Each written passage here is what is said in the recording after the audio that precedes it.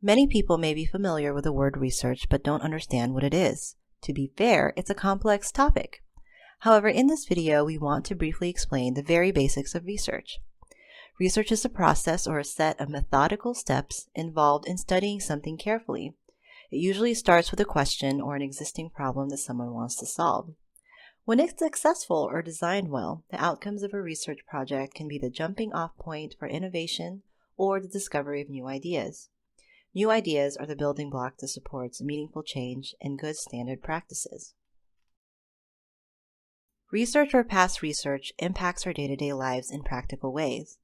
We may not realize it because we consider things as fact or good practice. For example, most people would agree that drinking water from a questionable or contaminated source may put us at risk for getting sick. But how do we know this?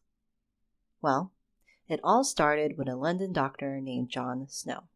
He lived in London in the 1800s during a time where people, even scientists and the government, believed people got sick by breathing in bad air or bad smelling air from the sewers. But Dr. Snow had a theory and that people were getting sick for other reasons. He tested this theory by creating a map of a village where people were sick or dying from cholera. From that map, he found a clear pattern for the source of outbreaks, which was a public water pump.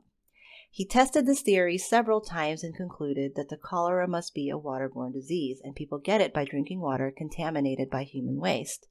This was a big leap in public health safety, and it instigated a change that affects us today.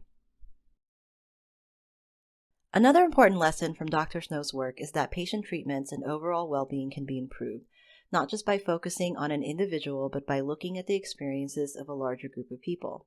Today, the value of patient and caregiver involvement is just as important for creating changes in medicine and our healthcare system and beyond.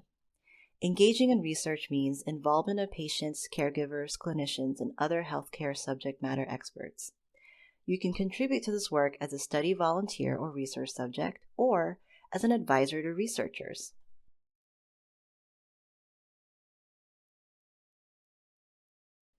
It was briefly mentioned that a study participant or volunteer is someone who participates in research. For example, completing an online survey means that you are a study participant. People may feel worried or concerned about participating in research for various reasons, and that's understandable.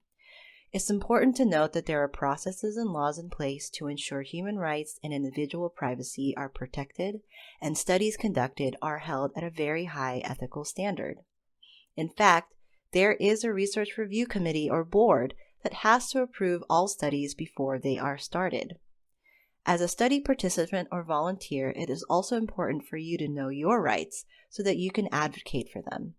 Being a study participant should always be voluntary, meaning you decide if you want to participate or not.